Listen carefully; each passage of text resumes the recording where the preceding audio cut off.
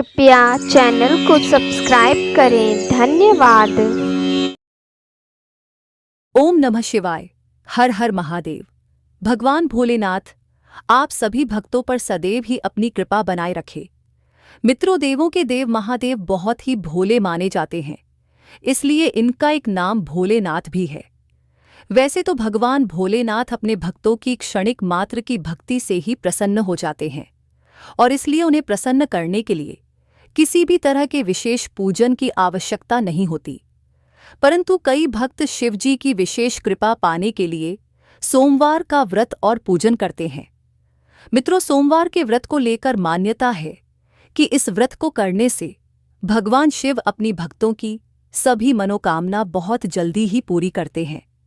तो चलिए मित्रों, माता पार्वती और भगवान भोलेनाथ के चरण कमलों का ध्यान करते हुए सुनते हैं सोमवार व्रत पर शिवजी की बहुत ही सुंदर कथा। पहली कथा इस प्रकार से है। एक समय की बात है, इस भूमंडल पर एक अत्यंत प्रसिद्ध राजा चंद्रहास द्वारा पालित कांतिका नाम की एक नगरी थी। वहां पर धनेश्वर नाम का एक साहूकार और उसकी स्त्री रूपवती रहा करते थे। साहूकार का व्यापार दूर दूर तक फैला हुआ था और नगर के सभी लोग उस व्यापारी का बहुत ही सम्मान किया करते थे। साहूकार तथा उसकी पत्नी दोनों ही उस नगरी में सभी से बड़े प्रेम और आदर के साथ व्यवहार करते थे। उनके घर में धन धान्य आदि की कोई कमी नहीं थी, लेकिन उनको एक बड़ा दुख था कि उनकी कोई संतान नहीं थी और इस कष्ट से वे दोनों अत्यंत दुखी रहते थे। एक दिन एक बड़ा तपस्वी योगी उस नगरी में आया। वह योगी उस ब्राह्मण के घर को छोड़कर अन्य सब घरों से भिक्षा लाकर भोजन किया करता था, लेकिन रूपवती से वह भिक्षा नहीं लिया करता थी। एक समय वह किसी अन्य घर से भिक्षा लेकर गंगा किनारे जाकर भिक्षान्न को प्रेम पूर्वक खा रहा था। तभी धनेश्वर ने योगी को देखा और अपनी भिक्षा के अनादर से दुखी होकर योगी से बोला, महात्मन, आप सब घरों से भिक्षा लेते हैं परंतु मेरे घर की भिक्षा कभी भी नहीं लेते। इसका कारण क्या है? योगी ने कहा कि निसंतान के घर की भीख पतितों के अन्न के तुल्य होती है और जो पतितों का अन्न खाता है वह भी पतित हो जाता है। क्योंकि तुम निसंतान हो, अतः पतित हो जाने के भय से मैं तुम्हारे घर की भिक्षा नहीं लेता हूँ। धनेश्वर यह बात सुनकर अपने मन में बहुत दुखी हुआ और हाथ जोड़कर योगी के पैरों पर गिर पड़ा तथा दुखी भाव से कहने लगा, हे महाराज, यदि ऐसा है तो आप मुझको पुत्र प्राप्ति का उपाय बताइए। आप सर्वज्ञ हैं, मुझ पर अवश्य ही यह कृपा कीजिए। धन की मेरे घर में कोई कमी नहीं, परंतु मैं पुत्र न होने के कारण अत्यंत दुखी हूँ। आप मेरे इस दुख का हरण करें, आप सामर्थ्यवान हैं। यह सुनकर योगी कहने लगे, हे ब्राह्मण, तुम चंडी देवी की आराधना करो, ऐसा करने से तुम्हें पुत्र रत्न की प्राप्ति होगी। साहूकार ने घर आकर अपनी स्त्री से सब वृत्तांत कहा और स्वयं तप के निमित्त वन में चला गया। वन में जाकर उसने चंडी देवी की उपासना की और घोर उपवास किया। चंडी देवी ने 16वें दिन उसको स्वप्न में दर्शन दिया और कहा, हे धनेश्वर, मैं तेरी भक्ति भाव से अत्यंत प्रसन्न हूँ। तुझे शीघ्र ही पुत्र रत्न प्राप्त होगा, लेकिन वह 16 वर्ष की आयु में ही मृत्यु को प्राप्त हो जाएगा। परंतु यदि तुम दोनों पति पत्नी 32 पूर्णमासियों का व्रत विधिपूर्वक करोगे तो वह दीर्घायु होगा। जितनी तुम्हारी सामर्थ्य हो उतने आटे के दिए बनाकर शिवजी का पूजन करना और पूर्णमासी का व्रत रखना। प्रातःकाल होने पर इस स्थान के समीप ही तुम्हें एक आम का वृक्ष दिखाई देगा। उस पर चढ़कर एक फल तोड़कर शीघ्र अपने घर चले जाना और अपनी स्त्री से सब वृत्तांत कहना। जब वह श्री शंकर जी का ध्यान करके उस फल को खा लेगी, तब भगवान शंकर की कृपा से वह गर्भवती हो जाएगी। जब वह ब्राह्मण प्रातःकाल उठा तो उसने उस स्थान के पास ही एक आम का वृक्ष देखा जिस पर एक आम का फल लगा हुआ था। उस ब्राह्मण ने उस आम के वृक्ष पर चढ़कर उस फल को तोड़ने का प्रयत्न किया, परंतु कई बार प्रयत्न करने पर भी वह वृक्ष पर न चढ़ पाया। तब उस ब्राह्मण को बहुत चिंता हुई और वह विघ्न विनाशक श्री गणेश जी की वंदना करने लगा और बोला, हे दयानिधे, अपने भक्तों के विघ्नों का नाश करके उनके मंगल कार्य को करने वाले, दुष्टों का नाश करने वाले, रद्दी सिद्धि को देने वाले, आप मुझ पर कृपा करके इतना बल दें कि मैं अपने मनोरथ को पूर्ण कर सकूं। इस प्रकार गणेश जी की प्रार्थना करने पर उनकी कृपा से धनेश्वर वृक्ष पर चढ़ गया और उसने एक अति सुंदर आम का फल देखा। उसने विचार किया कि जो वरदान से फल मिला था वह यह है, और कोई फल दिखाई नहीं देता।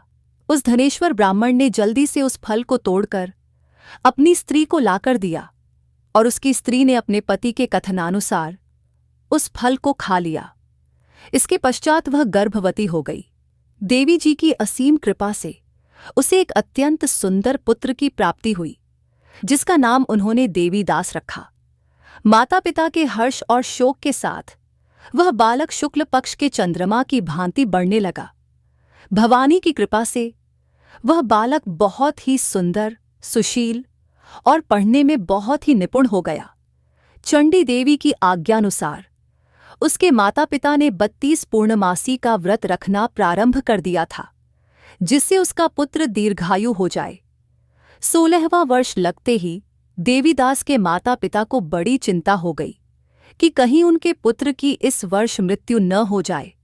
इसलिए उन्होंने अपने मन में विचार किया कि यदि यह दुर्घटना उनके सामने हो गई तो वे कैसे सहन कर सकेंगे। उन्होंने देवीदास के मामा को बुलाया और कहा कि हमारी इच्छा है कि देवीदास 1 वर्ष तक काशी में जाकर विद्याध्ययन करे, और हम उसको अकेला भी नहीं छोड़ना चाहते।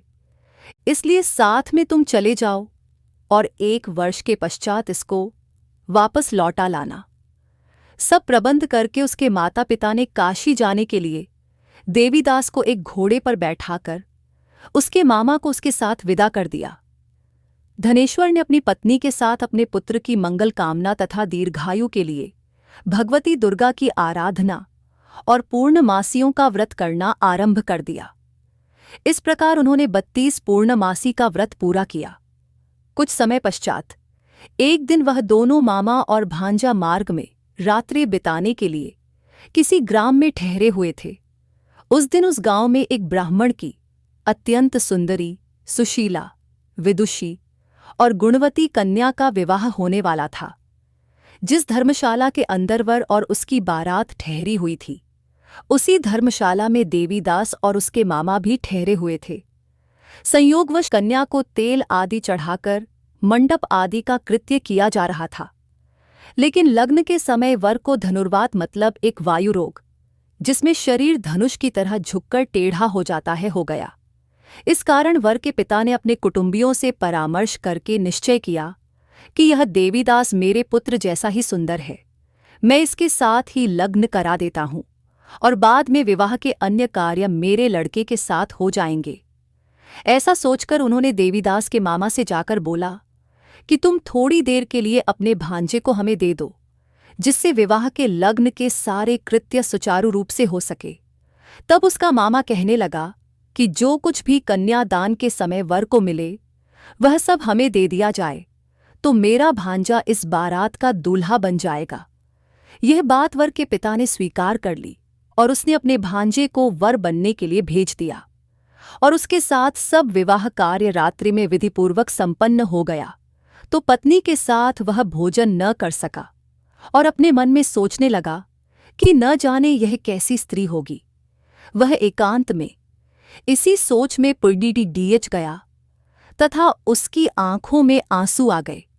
तब वधू ने पूछा कि क्या बात है, आप इतने उदासीन व दुखी क्यों हो रहे हैं। तब उसने सब बातें जो वर के पिता व की उसके मामा में हुई थीं उसको बतला दी। तब कन्या कहने लगी कि यह ब्रह्म विवाह के विपरीत कैसे हो सकता है। देव, ब्राह्मण और अग्नि के सामने मैंने आपको ही अपना पति बनाया है, इसलिए आप ही मेरे पति हैं। मैं आपकी ही पत्नी रहूंगी, किसी अन्य की कदापि नहीं। तब देवीदास ने कहा, ऐसा मत करिए, क्योंकि मेरी आयु बहुत कम है। मेरे पश्चात आपकी क्या गति होगी, इन बातों को अच्छी तरह विचार लो।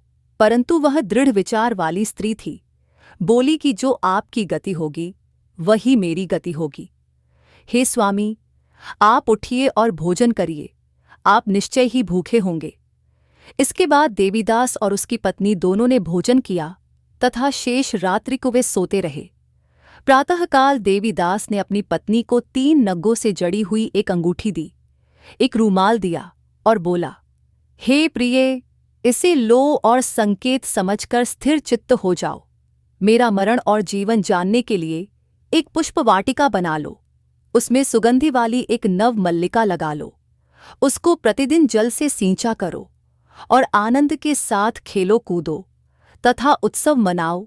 जिस समय और जिस दिन मेरा प्राणांत होगा, ये फूल सूख जाएंगे और जब ये फिर हरे हो जाएं, तो जान लेना कि मैं जीवित हूं। यह समझाकर वह चला गया। प्रातःकाल होते ही वहां पर गाजे बाजे बजने लगे और जिस समय विवाह के कार्य समाप्त करने के लिए वर तथा सब बाराती मंडप में आए, तो कन्या ने वर को भली प्रकार से देखकर अपने पिता से कहा कि यह मेरा पति नहीं है। मेरा पति वही है जिसके साथ सत्र में मेरा पाणिग्रहण हुआ था। इसके साथ मेरा विवाह नहीं हुआ है। यदि यह वही है तो बताए कि मैंने इसको क्या दिया। मधुपर्क और कन्यादान के समय जो मैंने भूषणादि दिए थे, उन्हें दिखाए तथा रात में मैंने क्या गुप्त बातें कही थीं, वह सब सुनाए। पिता ने उसके कथनानुसार वर को बुलवाया गया। कन्या की यह सब बातें सुनकर वह कहने लगा कि मैं कुछ नहीं जानता। इसके पश्चात लज्जित होकर वह वहां से चला गया और सारी बारात भी अपमानित होकर वहां से लौट गई। भगवान श्री कृष्ण बोले, हे माता। इस प्रकार देवीदास काशी विद्याध्ययन के लिए चला गया। जब कुछ समय बीत गया तो काल से प्रेरित होकर एक सर्प रात्रि के समय उसको डसने के लिए वहां पर आया। उस विषधर के प्रभाव से उसके शयन का स्थान चारों ओर से विष से विषैला हो गया, परंतु व्रत के प्रभाव से उसको काट न पाया, क्योंकि पहले ही उसकी माता ने 32 पूर्णिमा का व्रत कर रखा था। इसके बाद मध्याह्न के समय स्वयं काल वहां पर आया और उसके शरीर से उसके प्राणों को निकालने का प्रयत्न करने लगा, जिससे वह मूर्छित होकर पृथ्वी पर गिर पड़ा। भगवान की कृपा से उसी समय पार्वती जी के साथ भगवान शंकर वहां पर आ गए। उसको मूर्छित दशा में देखकर पार्वती जी ने भगवान शंकर से प्रार्थना की कि हे प्रभु, इस बालक की माता ने पहले 32 पूर्णिमा का व्रत किया था, जिसके प्रभाव से हे भगवन, आप इसको प्राण दान दें। भवानी के कहने पर भक्त वत्सल भगवान शिव ने उसको प्राण दान दे दिया। इस व्रत के प्रभाव से काल को भी पीछे हटना पड़ा और देवीदास स्वस्थ होकर बैठ गया। उधर उसकी स्त्री उसके काल की प्रतीक्षा किया करती थी। जब उसने देखा कि उस पुष्प वाटिका में पत्र पुष्प कुछ भी नहीं रहे, तो उसको अत्यंत आश्चर्य हुआ और जब वह वैसे ही हरी भरी हो गई तो वह जान गई कि वह जीवित हो गए हैं। यह देखकर वह बहुत प्रसन्न मन से अपने पिता के कहने लगी कि पिताजी, मेरे पति जीवित हैं, आप उनको ढूंढना शुरू करें। जब 16वां वर्ष व्यतीत हो गया तो देवीदास भी अपने मामा के साथ काशी से चल दिया। इधर उसके ससुर उसे ढूंढने के लिए अपने घर से जाने वाले ही थे कि वह दोनों मामा भांजा वहां पर आ गए। देवीदास को आता देखकर उसका ससुर बड़ी प्रसन्नता के साथ अपने घर में ले आया। उस समय नगर के निवासी भी वहां इकट्ठे हो गए और सबने निश्चय किया कि अवश्य ही इसी बालक के साथ इस कन्या का विवाह हुआ था। उस बालक को जब कन्या ने देखा तो पहचान लिया और कहा कि यह तो वही है जो संकेत करके गया था। तदुपरांत सभी कहने लगे कि भला हुआ जो यह आ गया, और सब नगरवासियों ने आनंद मनाया। देवीदास इसके बाद अपनी पत्नी और मामा को लेकर वहां से अपने माता पिता के पास आने को चल दिया। उसके ससुर ने भी उसे बहुत सारा धन और दहेज दिया। इधर साहूकार और उसकी पत्नी भूखे प्यासे रहकर बेटे की प्रतीक्षा कर रहे थे। उन्होंने प्रण कर रखा था कि यदि उन्हें अपने बेटे की मृत्यु का समाचार मिला तो वह भी प्राण त्याग देंगे। उसी रात को भगवान शिव ने साहूकार के स्वप्न में आकर कहा कि साहूकार, मैंने तेरी भक्ति और सच्ची श्रद्धा से प्रसन्न होकर तेरे पुत्र को लंबी आयु प्रदान की है, इसलिए अब तू निश्चिंत हो जा। सुबह जब साहूकार का पुत्र अपने घर की तरफ चल रहा था तो उसके माता पिता को लोगों ने खबर कर दी और कहा कि तुम्हारा पुत्र देवीदास अपनी पत्नी और मामा के साथ आ रहा है। ऐसा समाचार सुनकर पहले तो उन्हें विश्वास नहीं हुआ, लेकिन जब देवीदास आया और उसने अपने माता पिता के पैर छुए तो देवीदास के माता पिता ने उनका स्वागत किया, आरती उतारी और दोनों को अपने सीने से लगा लिया। दोनों के आने की खुशी में धनेश्वर ने बहुत सारा धन, दान, दक्षिणा आदि ब्राह्मणों को दी। इसी प्रकार जो कोई भक्त भगवान भोलेनाथ को सच्चे मन से पूजा अर्चना करता है और सोमवार व्रत करता है तो भगवान भोलेनाथ की कृपा से उसके सभी दुख दूर होते हैं और सभी मनोकामनाएं पूर्ण होती हैं और उसका सदा ही कल्याण होता है। तो बोलिए मित्रों, हर हर महादेव, जय शिव शंभू, जय भोलेनाथ। अब चलिए सुनते हैं दूसरी कथा। बहुत समय पहले की बात है। एक नगर में एक निर्धन ब्राह्मण अपनी पत्नी के साथ रहता था। उस ब्राह्मण के घर की आर्थिक स्थिति बहुत दयनीय थी। उसके घर में ना तो भोजन के लिए पर्याप्त अन्न था और ना ही कोई साधन जिससे जीवन आसानी से चल सके। लेकिन ब्राह्मण बड़ा ही धर्मपरायण व्यक्ति था और भगवान शिव का परम भक्त था। ब्राह्मण हर सोमवार को व्रत रखता और सच्चे मन से शिव जी की पूजा अर्चना किया करता था। उसका विश्वास था कि भगवान शिव उसकी भक्ति से प्रसन्न होकर एक दिन उसकी सभी परेशानियों का अंत करेंगे। हालांकि ब्राह्मण की पत्नी उसकी इस पूजा और व्रत से संतुष्ट नहीं रहती थी। वह अक्सर कहती, सिर्फ पूजा पाठ करने से पेट नहीं भरता, हमें अन्य कम करने चाहिए जिससे हम अधिक धन कमा सके। लेकिन ब्राह्मण हर बार उसे शांत करते हुए कहता, धन और साधन से अधिक महत्वपूर्ण है शिव जी की कृपा। शिव जी की आराधना से हमारी सभी समस्याएं अवश्य समाप्त होंगी, बस थोड़ा धैर्य रखो। ऐसा कहकर ब्राह्मण अपने पूजा पाठ में लग गया। इसी प्रकार से एक दिन ब्राह्मण रोज की तरह भोजन पकाने और बाजार में बेचने के लिए जंगल में लकड़ियां काटने गया। जब ब्राह्मण लकड़ी काट रहा था तो उसे जंगल में एक बूढ़ा साधु मिला जो बहुत ही तेजस्वी और दिव्य प्रतीत हो रहा था। साधु ने ब्राह्मण को देखकर कहा, वत्स, तुम्हारे चेहरे पर चिंता की रेखाएं क्यों हैं? क्या बात है? ब्राह्मण ने दुखी होते हुए अपनी गरीबी और अपने जीवन की कठिनाइयों का वर्णन किया। साधु ने मुस्कुराते हुए कहा, तुम्हारी समस्याओं का समाधान तुम्हारे विश्वास में ही छिपा है। तुम भगवान शिव की आराधना करो और सच्चे मन से शिवजी के सोमवार व्रत का पालन करो। शिवजी अत्यंत कृपालु हैं। यदि तुम्हारी भक्ति सच्ची है तो वे अवश्य ही तुम्हारी मदद करेंगे। साधु की बातें सुनकर ब्राह्मण का विश्वास और दृढ़ हो गया। वह घर लौटकर अपनी पत्नी को साधु की बातों के बारे में बताता है और दोनों ब्राह्मण ब्रह्माणी ने निश्चय किया कि वे पूरी श्रद्धा और विश्वास के साथ प्रत्येक सोमवार का व्रत करेंगे। हर सोमवार को ब्राह्मण और उसकी पत्नी उपवास रखते, शिव जी का अभिषेक करते और पूरी निष्ठा से उनकी पूजा अर्चना किया करते थे। कुछ ही समय में उनके जीवन में परिवर्तन आने लगा। अब तो ब्राह्मण को लकड़ी बेचने पर पहले से अधिक धन मिलने लगा। एक दिन जब वह अपने घर के आंगन में बैठा पूजा कर रहा था तो अचानक उसे ऐसा प्रतीत हुआ कि जमीन में कुछ दबा हुआ है। जब उसने खोदकर देखा तो वहां एक घड़ा सोना और गहनों से लबालब भर हुआ था। यह देखकर ब्राह्मण और उसकी पत्नी की खुशी का ठिकाना न रहा। अब तो उनकी गरीबी समाप्त हो गई।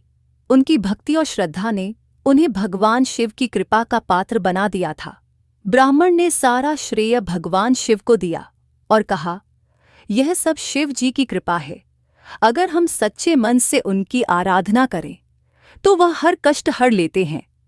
मित्रों, यह कथा हमें सिखाती है कि सच्चे मन, श्रद्धा और धैर्य के साथ भगवान शिव की पूजा करने से जीवन की सभी कठिनाइयां समाप्त हो सकती हैं। शिव जी अपने भक्तों की सच्ची पुकार अवश्य सुनते हैं और उन्हें सुख समृद्धि का वरदान देते हैं।